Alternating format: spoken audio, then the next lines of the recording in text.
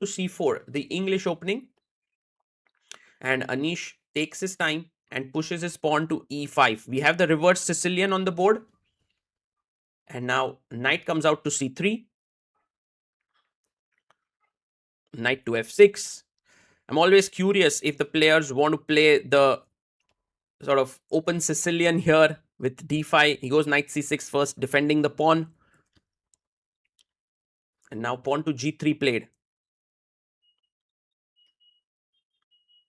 And Anish now can play bishop b4, which is one of the main lines here. He goes d5. And this move now will lead us into the accelerated, it's like dragon, but with reversed colors. So you can see white is actually playing the Sicilian dragon here, bishop g2. And the old main line was knight b6, bishop e7, castles, but bishop c5, slowly and steadily becoming more and more popular. d3 here, played by Gukesh. And Anish simply castles. Now, castling is the normal way to continue, but Gukesh plays a move that has been never played before. Queen to b3, attacking the knight in the center. Very good move here by Gukesh, especially not in terms of quality, but to surprise his opponent. And you can see Anish took a good 7-8 minutes before playing knight e7. He could have also played knight b6. Bishop e6 would lead to sharp lines after queen b7. So that is understandable that you don't want to play it when your opponent is well prepared. Now, castles. And he plays the move h6, just stopping any of the pieces from reaching the g5 square. And now pawn to a3 played here by Gukesh. Anish goes knight to d4, a nice little move because he's kind of attacking the queen, the pawn, and the knight here. So taking the knight makes sense.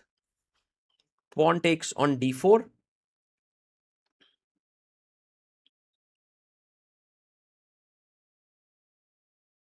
Yes, so he takes d4 here, attacking the knight on c3. And now knight to e4 played. He's looking at the bishop on c5. And the bishop can drop back to b6. I overall like black's position a lot because in a way the e2 pawn is a perpetually weak pawn. The d4 pawn gives a lot of space. c6, knight d5, black's moves are quite easy to make. But you can see Anish trying to grab space on the queen side here with the move a5. And maybe he also wants to clamp it down further with a4. Gukesh, on the other hand, has to find what is the way to get play. You don't want to play e3 because it kind of weakens your central pawns a lot. So bishop d2 played. And one plan now is to play b4 followed by knight c5 in the position. But black goes for the move a4 and he is clamping down the position. I guess b3 is a nice move because b3 you take, I take, then I try for a4, a5. Seems logical. But Gukesh goes bishop b4. He's eyeing this diagonal. He's putting pressure here. And maybe he wants to go knight c5 next move. So rook e8 played, trying to pressurize the e2 pawn.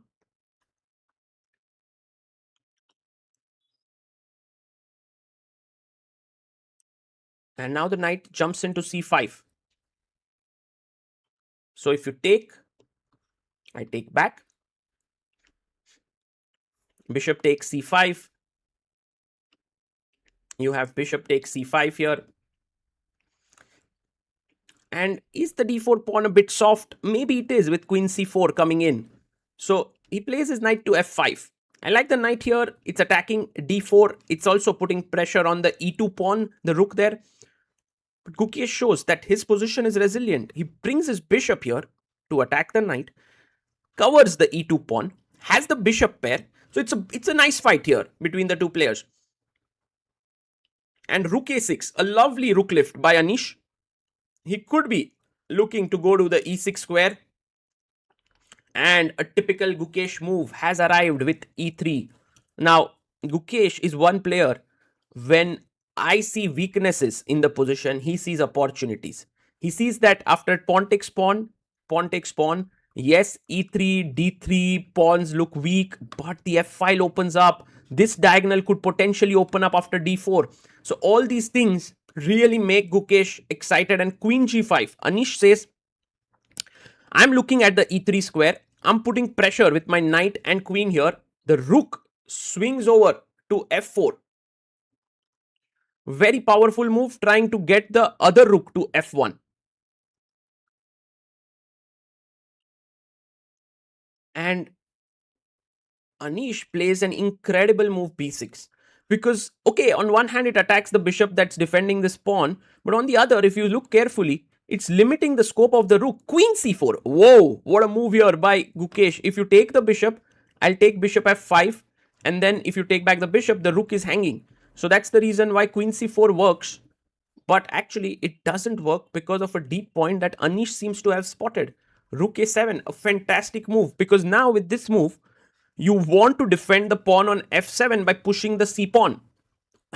So brilliant chess there by Anish, bishop b4. And now c5. A great move once again. And Anish is ready with his move. Thinking about it, and boom, c5 on the board. The bishop. Oh, he doesn't even bring the bishop back to d2 because that would have been super passive. Knight d6 and black is better. But look at this move by Gukesh. He's attacking the rook.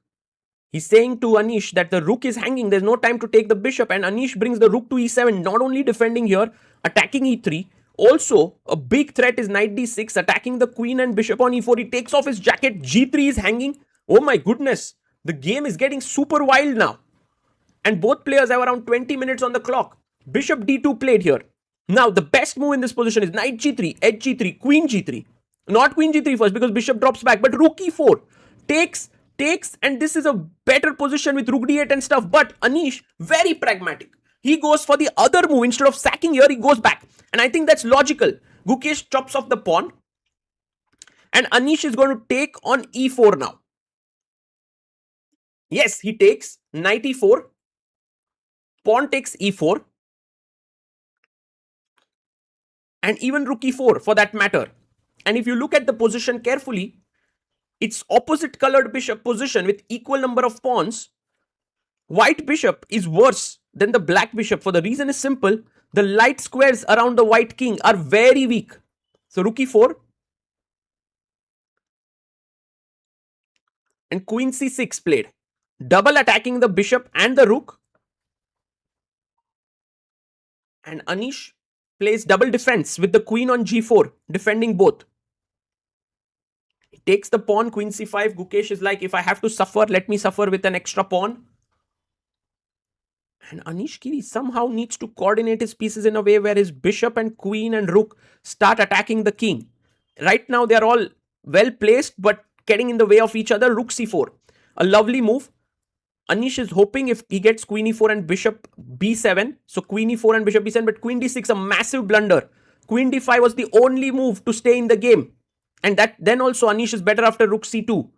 But queen d6 is a big mistake because of queen e4 and bishop b7 coming. It's all over.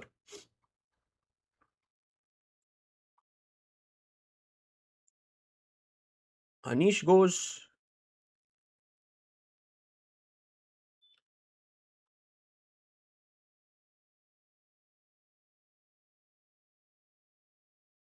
Well, he's going for the queen. We're all waiting and he finds queen e4. And the way Anish made this move, it's clear that he feels he's going to win this. King f2 played. And now you have bishop b7 as a good move. And he plays it. The queen is coming into g2. He's managed to break through here. Rook c2 can come in. You can see that on the light squares, white is completely weak. And now rook f1. Gukesh is trying to build some kind of a wall, some counterplay, run away with the king this side if queen g2 check. Will it all work here? You can see Gukesh shaking his head. He's so unhappy with the way he's played this because from an absolutely equal position, he took risks and Anish just didn't put a foot wrong here. And he's reached here, but can he finish it off?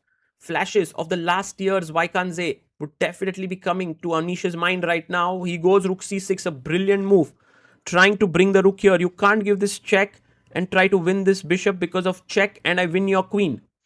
So he goes queen d8, check, king h7. And now bishop c3 by Gukesh. He's eyeing the g7 pawn, but in the position, there are hardly any checks. And Anish, by the way, it's 8 minutes on the clock now, looking a bit relaxed. Gukesh, you can see in between, closing his eyes, shaking his head. He's like, not doing it right. Meanwhile, Anish Giri, well, take the bishop, pawn takes, check here, king e1, and bishop a6, the killer move that ends the game. And he's doing it. He's doing it, guys. He's going to take, check, king e1, and bishop a6 with a double attack on the bishop, on the rook, and e2 square. He does it. Rook takes c3. Boom. What a move. Pawn takes. And if you look at the final position in that variation, clearly bishop a6, rook f2 fails to queen g1, and you lose the rook. Otherwise, you simply lose the rook. There's no check here, even because the bishop controls. It's amazing, the entire geometry. Queen g2 check, king e1, and now bishop a6, the final move. And Gukesh, well, he resigns. Anish Giri scores the win against Gukesh, his first win of the Tata Steel Masters 2026. Fantastic play here by Anish Giri. One must definitely give it to him for playing brilliantly. Gukesh, on the other hand, well, second loss in a row for the world champion. And you can see Anish, well, he always loves to talk with his opponent, irrespective of the result, whether he won, he wins, he loses. And you can see Gukesh, well, he's saying a few things back, but he clearly wants to rush away from there. It has not been a good day of chess for him. But